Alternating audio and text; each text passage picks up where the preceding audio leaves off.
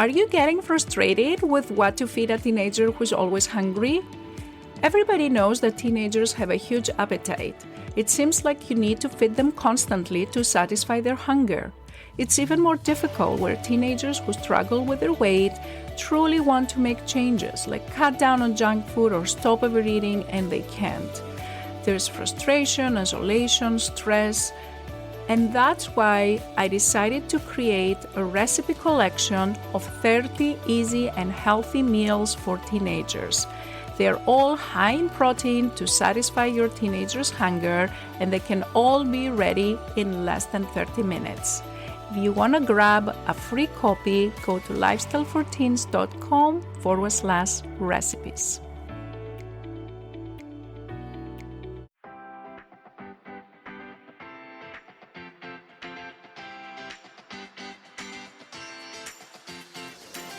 This is the Lifestyle and Weight Loss for Teens podcast. If you're a mom and want to help your child who is struggling to lose weight, you are in the right place. If you are looking for healthy lifestyle tips, Dr. Gourgari is here to help you understand the science around safe weight loss in teens and children. Because what works for adult weight loss is not always the best for children. This podcast is for educational purposes only. Dr. Gourgari does not provide medical, psychological, or nutrition therapy advice.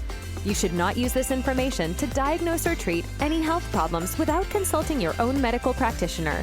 And now, your host, Dr. Jenny Gourgari.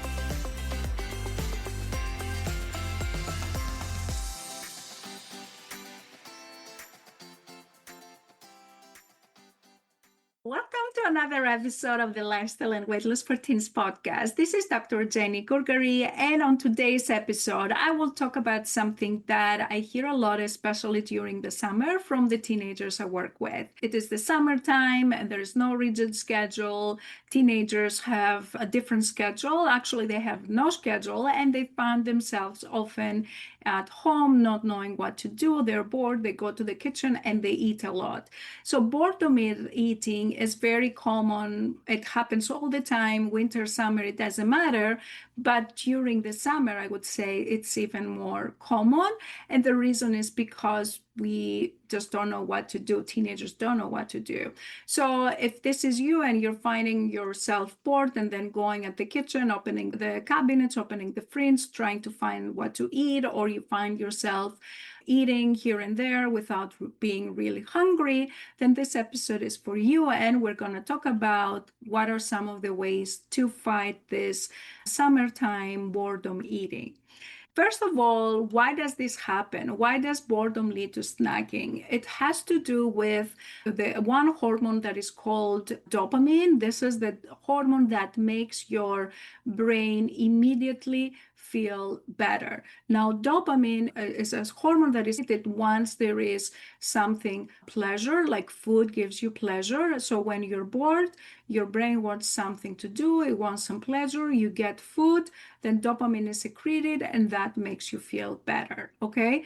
And most of the time, you're not actually hungry. What you're looking for is you're looking for this dopamine surge to make you feel better by eating something, and particularly usually it's something that is not the healthiest option.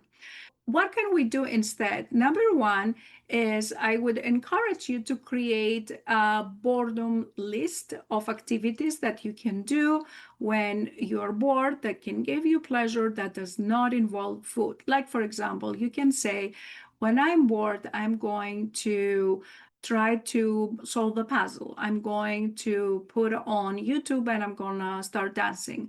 I'm going to organize my room. I'm going to call a friend. I'm going to make a playlist with my favorite songs.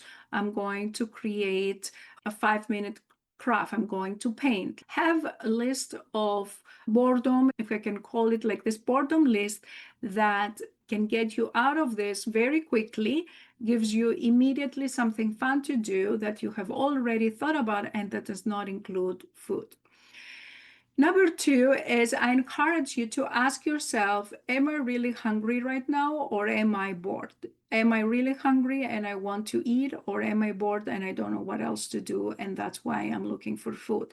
Just by asking yourself this question, that increases your awareness about what is going on. And if you have more awareness of what you're doing, you're less likely to go and eat. You're more likely to think about it again and then make healthier choices.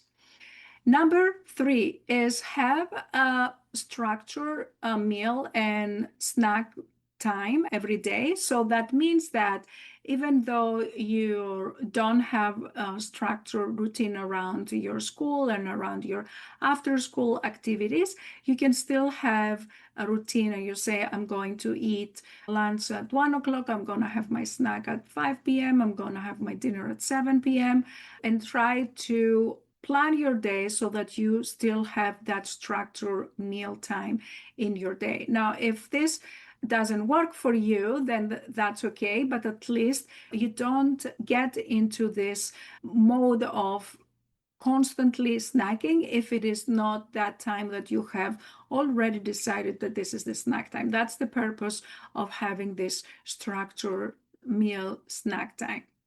Number 4 is to always keep a bottle of water every day. This is my favorite bottle that I use every day. It's quite big, and I have a few sips of water every day. I find it like having cold water is easier for me. Maybe for you it's like sparkling water, or maybe it is have it with a little bit of fruit or whatever it is, but hydrating yourself can often cut back on that feeling of boredom, because again, you give yourself hydration.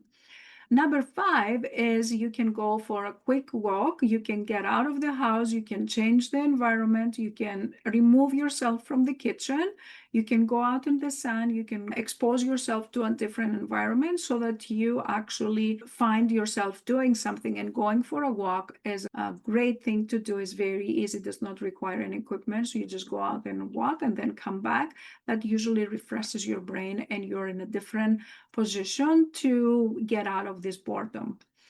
Number 6 is try to socialize. Call a friend. You can call your sister, you can call a classmate, you can FaceTime them, or you can actually meet with them and do something fun with them, or meet with them and organize your schedule during the summer so that even though you're not going to school, you can still keep in touch with your friends and meet with them regularly. They may also be feeling bored. Number 7, you can do something with your hands, like coloring, painting, doing some kind of craft can always keep you busy, because, or like you can even cook a healthy meal if you want.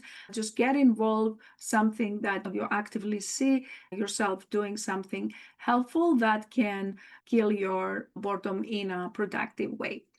Number 8 is you can try to listen to your favorite playlist, or you can try to create your own playlist. You can also listen to a favorite podcast. You can listen more episodes of this podcast if you want to. But the idea is there's always a lot of interesting information. There are interesting books. You can listen to a book or like an audiobook if you want. Find yourself listening to comedy shows, like something that it's fun for you, right? And tip number 9 is what you can do is you can practice what we call urge surfing. So basically you surf on the urge instead of giving in the urge, because this urge to go and grab something usually has a peak and then it goes down. So if you're able to sustain that feeling of the urge without acting upon it, you're going to see that the urge is going to go away. So you just have to be aware that right now I have this urge, but if I'm able not to do anything for 10 minutes, it usually goes away.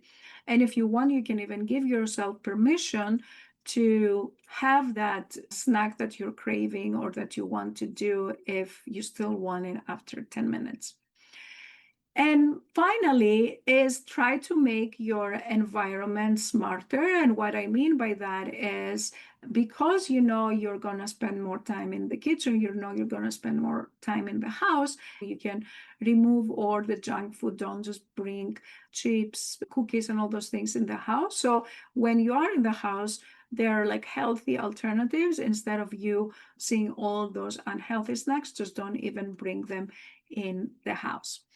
So my final thought is that you absolutely don't have to do all of those things. If there was one of those 10 tips that sounded more interesting to you, then I suggest you just follow one or two of those tips. And even if you're not successful in doing that in the beginning, like keep practicing. Even if you get 1% better every day, that's a huge success. Small habits can have huge results if we're able to be consistent over time and we're not giving up. Feel free to check out lifestyleforteens.com for more free resources. If you found this episode helpful, feel free to share it with another friend. I'll talk to you next week. If you enjoyed listening to this podcast, I invite you to come check out the LIFT program. It's Dr. Gourgari's 12-week coaching program for teens and their moms, where we take all this information, we apply it to your daily life, and we work together so your teenager learns how to create a healthy lifestyle so they can feel happier, more confident, less stressed, and love their body again. Visit the website at lifestyleforteens.com and click on the Work With Me and free resources to learn more about this program and get free help to start this journey right away. Thanks for tuning in, and we'll catch you in the next episode of Lifestyle and Weight Loss for Teens.